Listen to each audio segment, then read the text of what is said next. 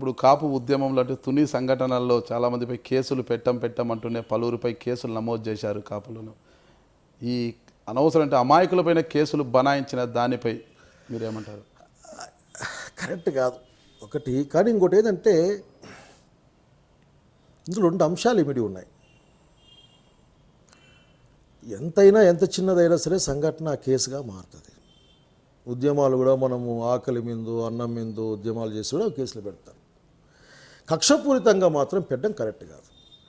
కక్షపూరితంగా ప్రభుత్వం వ్యవహరిస్తూ ఉందేమో అని ప్రజలు అనుమానం పడతారు. మా ఇట్ల వాళ్ళకు కూడా మాకు అనుమానం అనిపిస్తూ ఉంది.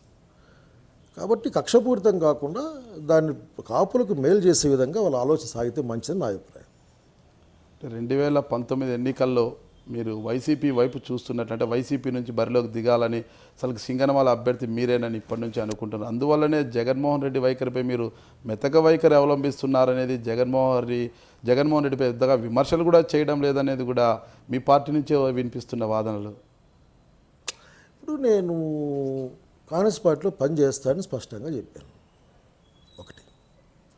రెండవది జగన్మోహన్ ఇంకా బాగా పనిచేయాలి అని కూడా చెప్పాను. రాష్ట్ర విభజనకు కారణం ఆయన కూడా అయ్యా అని చెప్పాను. ఇంకా నా గురించి మీకేం కావాలి? మీకేం కావాలంటే ఊరికే ఉండాలనేది కావాలా? అట్లేం లేదు బ్రదర్. ఈ రోజుకైతే మేము ఆఖరికి కాంగ్రెస్ పార్టీ నుంచి గట్టిగా పనిచేస్తూ ఉన్నాం. మమ్మల్ని అడిగినోళ్ళు లేరు, మేము అడిగినోళ్ళు లేరు. మేము అడిగినోళ్ళు లేరు, మమ్మల్ని అడిగినోళ్ళు లేరు. ఇంతకన్నా ఎక్కువ విమర్శలు చేసిన వారంతా కూడా చివరి నిమిషంలో పోమంటూనే పార్టీలు మారారు. ఇప్పుడు చూస్తూనే ఉన్నాం మనం కూడా. అలాంటప్పుడు నేను సలహాలు ఇచ్చాను. మీరు అటు ఇటు మార్చేయడంత మాత్రాన అర్థం ఏం మారదు నాగరాజు సార్. కాంగ్రెస్ పార్టీ నుంచి మేము ఎందుకు పనిచేస్తున్నామో నీకు నేను భావజాలను కూడా చెప్పాను. ఎందుకు పనిచేస్తున్నాం కాంగ్రెస్ పార్టీలో కూడా చెప్పాము సార్. కాబట్టి ఇవన్నిటినీ దృష్టిలో పెట్టుకొని రాజకీయాలు ఉంటాయి. నేను నమ్ముతా ఉన్నాను 2019 సమయానికి ఆ రోజున కాంగ్రెస్ పార్టీని బలోపేతం చేయాలని, ఆ విధంగా పనిచేయాలని నమ్ముతా ఉన్నాం, పనిచేస్తా ఉన్నాం. 2009 ఎన్నికల్లో అంటే పీఆర్పీ పార్టీ వచ్చినప్పటికీ కాంగ్రెస్ పార్టీ అధికారంలోకి వచ్చింది. అయితే కొద్దిగా ఓట్ల శాతం తగ్గడానికి అప్పట్లో పీఆర్పీ కూడా కారణమైందనేది ఒక ఇది అప్పట్లో.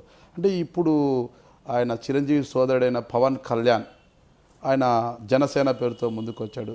ఈ జనసేన ఎఫెక్ట్ ఈసారి ఎలా ఉంటుంది అంటారు? ఇప్పుడే చెప్పలేము. పవన్ కళ్యాణ్కి ప్రభావితం చేసే శక్తి అయితే ఉంది, ఎంతో మేరకు ప్రభావితం చేసే శక్తి ఉంది. అది ఎవరికి ఉపయోగపడుతుంది అనేది ఈ నిమిషంలో జడ్జ్ చేయలేము.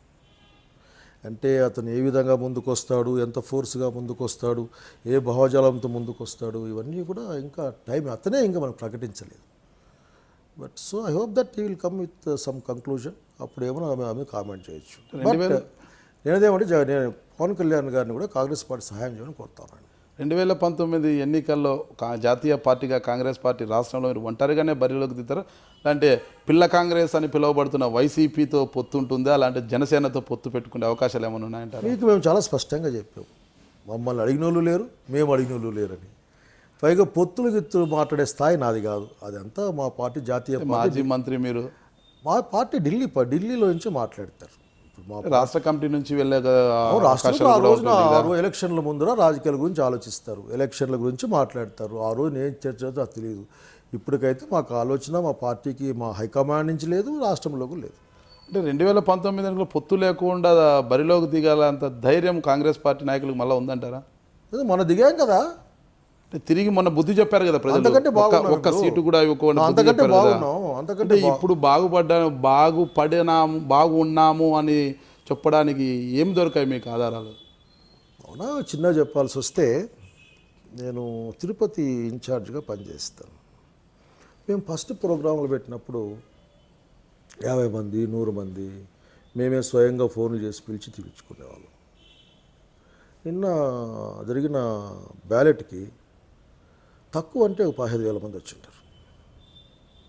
తక్కువ అంటే 15,000 మంది. విద్యార్థుల నుంచి ఒక 3,000 మంది పైన వచ్చింటారు. అంటే ఇది మమ్మల్ని అర్థం చేసుకునే ప్రయత్నాన్ని ఆంధ్రప్రదేశ్ చేస్తామని మేము నమ్ముతా ఉన్నాం. ఎగ్జాంపుల్, లివింగ్ ఎగ్జాంపులే నేను చూసాం. వాళ్ళు కోటి సంతకాలకి పేపర్ తీసుకుని రోడ్లు అయిపోయినప్పుడు కూడా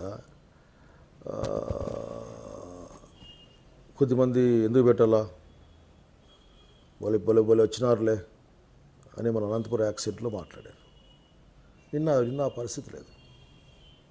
కొద్దిమంది చంద్రబాబు నాయుడు అన్ని పనులు చేసినా టిక్ కొట్టిన వాళ్ళు ఉన్నారు, వాళ్ళు కూడా నవ్వుతూనే వేస్తారు తీసుకున్నారు. So they are bearing with Congress party అనుకుంటున్నాను. ప్రజలు కాంగ్రెస్ పార్టీని భరించడానికి సిద్ధపడతామని అనుకుంటాను. చంద్రబాబు నాయుడు అనంతపురం జిల్లా పర్యటన అంటే ఆగస్టు 15 స్వతంత్ర దినోత్సవ వేడుకలకు వచ్చినప్పుడు చాలా రకాలమైన హామీలు గుప్పించారు.